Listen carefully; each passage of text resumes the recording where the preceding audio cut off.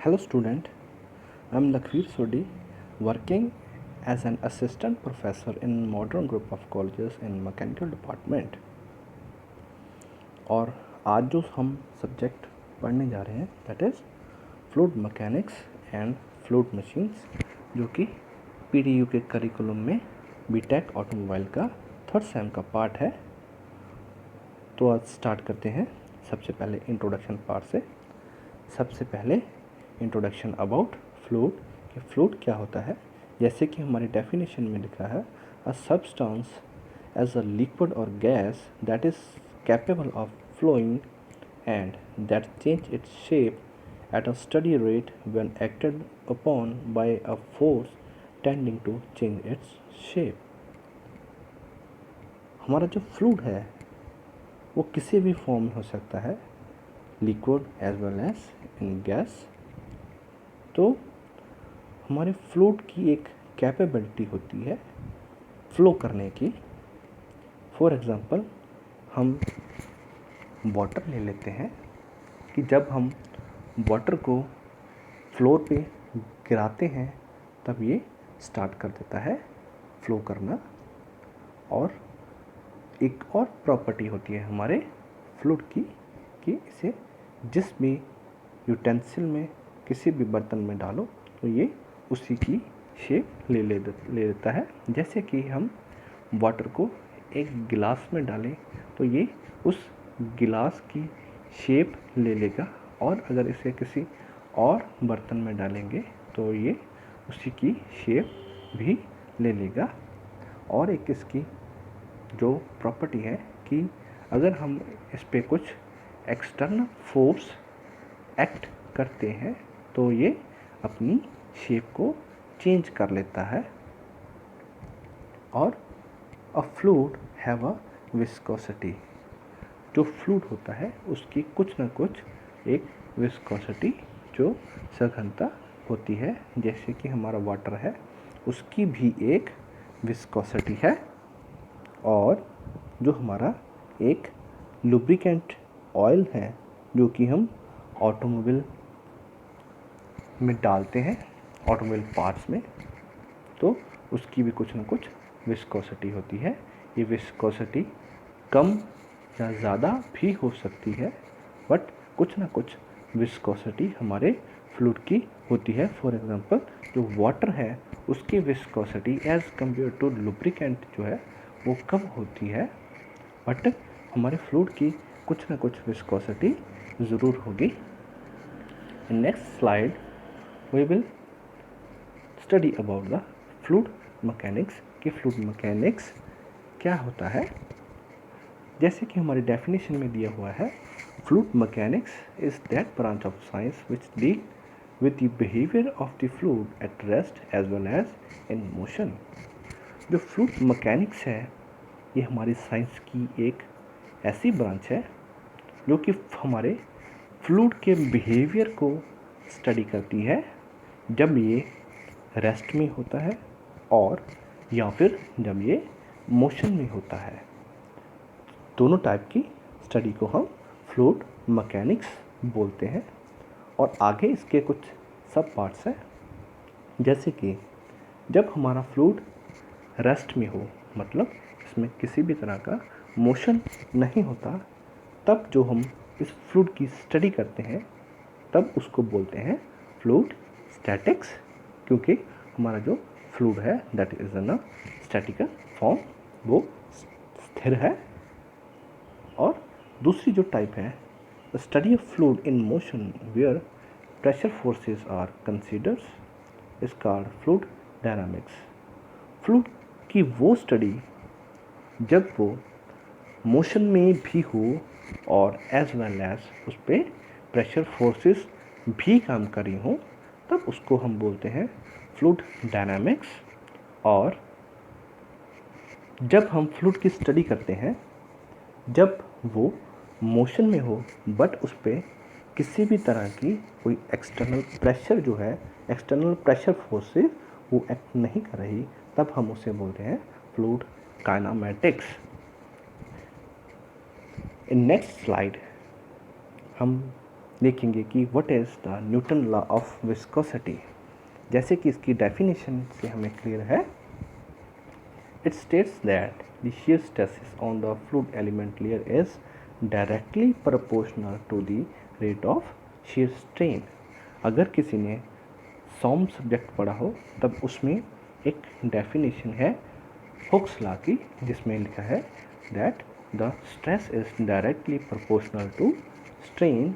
The Newton law of viscosity जो है ये भी कुछ इसी तरह का है। इसमें लिखा है कि जो shear स्ट्रेस होगी फ्लूइड एलिमेंट की लेयर्स पे जो लगती है that will be directly proportional to the shear strain. मतलब कि जो shear स्ट्रेस, जो shear फोर्स हमारे फ्लूइड पे काम कर रही होगी वो उतनी ही होगी जितना कि उसमें shear डिफॉर्मेशन आ रहा है, और इसे हम डिनोट करते हैं टाउ से, that is equal to mu into d u upon d y. What is mu? That is the coefficient of proportionality. The fluid जो ओबे करता है हमारे अबव लॉ को, उसे हम बोल देते हैं न्यूटोनियन फ्लूइड। और फ्लूइड जो हमारे अबव जो लॉ है न्यूटन्स लॉ ऑफ विस्कोसिटी, अगर उसको ओबे नहीं करता तब हम उसे बोल देते हैं नॉन न्यूटोनियन फ्लूइड। आगे कुछ आ रही हैं प्रॉपर्टीज़ ऑफ फ्लूइड, हमारे फ्लूइड की कुछ प्रॉपर्टीज़। जैसे कि सबसे पहली प्रॉपर्टी है इसमें density of fluid. According to the definition, density of fluid क्या होता है? The density of a fluid is defined as the ratio of mass of a fluid to its volume, or mass per unit volume of a fluid is called density। जो density होती है ये हमारे molecule के बीच का जो distance होता है हमारे फ्लूइड के, उस पर भी डिपेंड करती है। अगर फॉर एग्ज़ाम्पल हम ले लेते हैं गैस को, तो molecular distance between the gas molecules जो है वो ज़्यादा होगा एज़ कंपेयर टू वाटर। तो एक मीटर क्यूब वॉल्यूम में जितनी गैस होगी और उतना ही अगर हम ले लेते हैं वाटर उसी मीटर क्यूब में, तो डेंसिटी जो होगी वो वाटर की ज़्यादा होगी, क्योंकि the distance between the molecules of water is less than the molecules of gas. तो जितना ज़्यादा डिस्टेंस होगा मॉलिक्यूल्स में उतनी ज़्यादा डेंसिटी जो है वो फ्लूइड की कम होगी।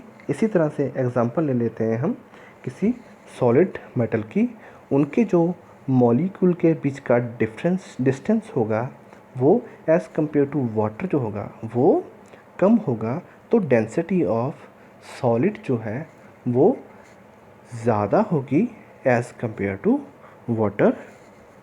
तो इसे हम रो से डिनोट करते हैं। ये हो जाता है mass of volume upon volume of fluid. इसे हम बोलते हैं डेंसिटी ऑफ फ्लूइड। नेक्स्ट है हमारा स्पेसिफिक वेट, और इसे हम बोलते हैं वेट डेंसिटी।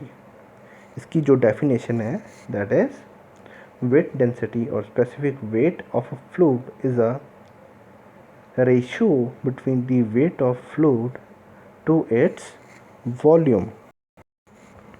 स्पेसिफिक वेट जो है ये रेशियो है weight of fluid to its volume. Volume मान लो एक मीटर क्यूब में, तो एक मीटर क्यूब में जितना वाटर है और एक मीटर क्यूब में जितना गैस है, तो उनका जो वेट होगा that will be the specific weight. तो स्पेसिफिक वेट होगा, इसमें एक और पार्ट जो है वो अपना इम्पोर्टेंट पार्ट प्ले करता है, दैट इज़ द ग्रेविटी, क्योंकि ग्रेविटी भी हमारे वेट में इम्पोर्टेंट रोल जो है वो प्ले करती है।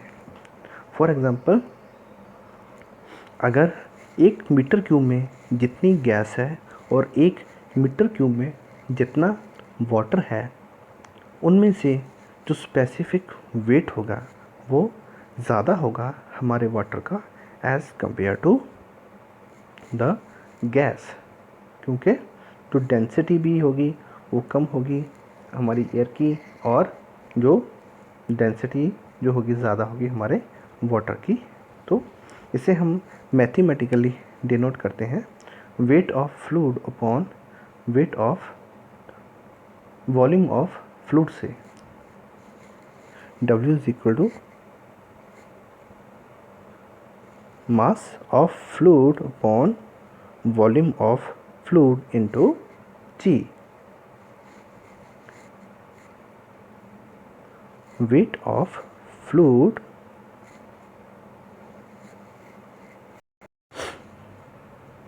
जो स्पेसिफिक वेट होगा W is equal to mass of fluid upon volume of fluid into gravity, और here you can see mass of fluid upon volume of fluid, that is equal to rho, which is density। तो specific weight को आप लिख सकते हो rho into G। Next is our specific volume.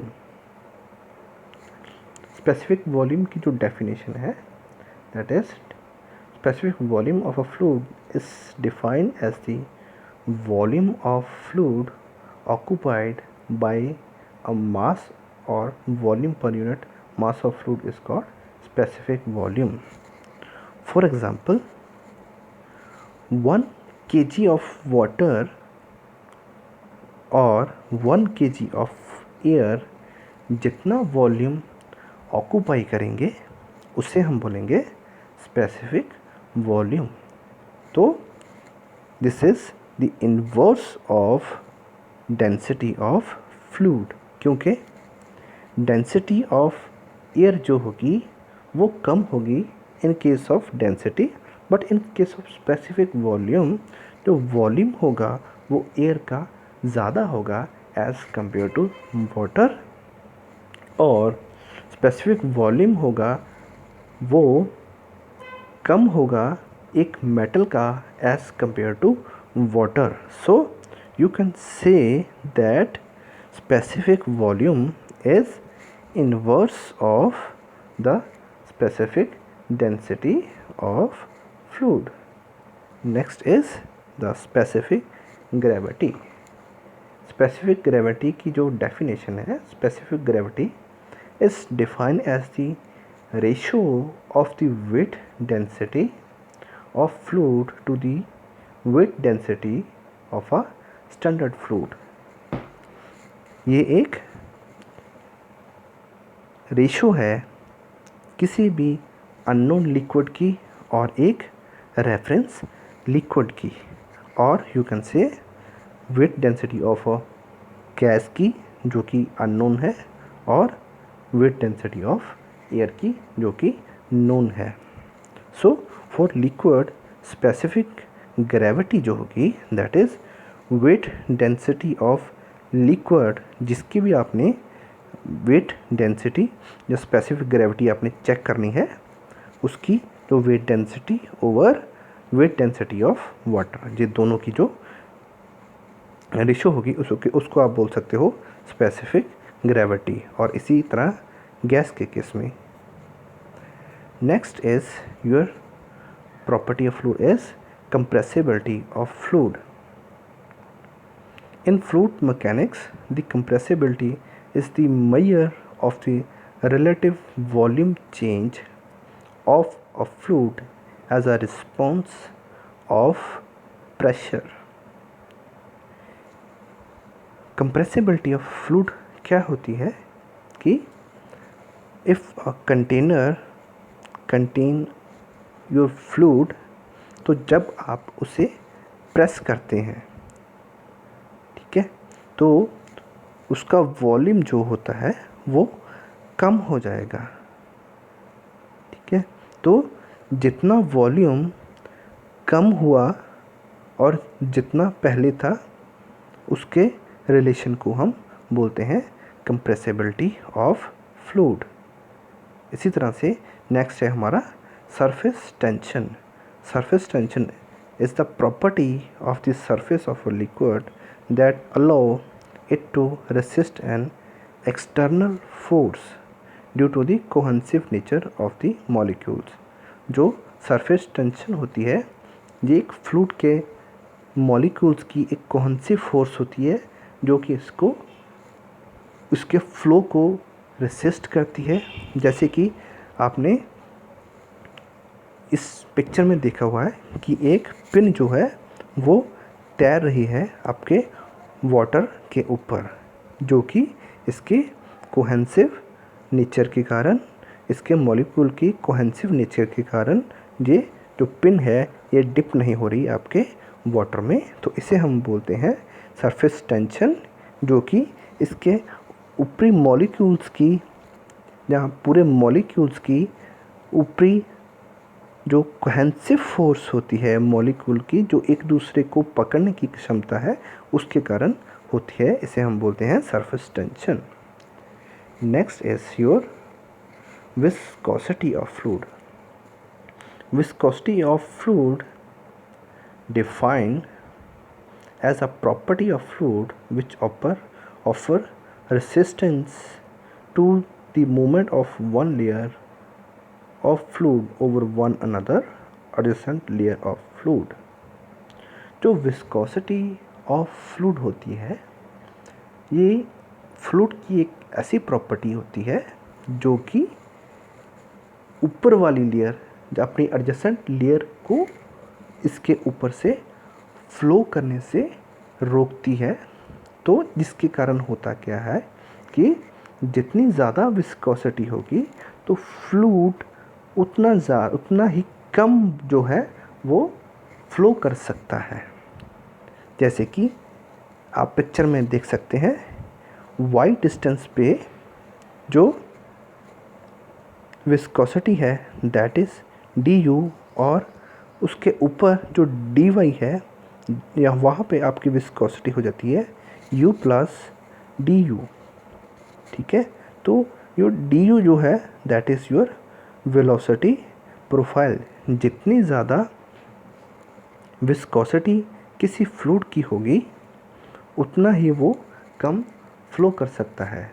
For example, जैसे हम water ले लेते हैं एज एन एग्ज़ाम्पल, और एक ले लेते हैं हम मोबिल ऑयल। तो जब हम इसे फर्श पर गिराएंगे तो जैसे कि हमने प्रीवियसली डिस्कस किया था that the viscosity of water is जो है that is less than the Mobil oil. तो जो मोबिल ऑयल होगा, जो हमारा जो फॉर एग्ज़ाम्पल लुब्रिकेंट ले लो, उसका फ्लो जो होगा वो कम होगा एज़ कंपेयर टू वाटर। तो इस प्रॉपर्टी को हम बोलते हैं विस्कोसिटी ऑफ फ्लूइड, और इसे हम टाउ से डिनोट करते हैं। Tau is equal to d u upon d y, where mu is your coefficient of proportionality. और जो यूनिट होते हैं विस्कोसिटी के that is force into time per unit length square. Thank you.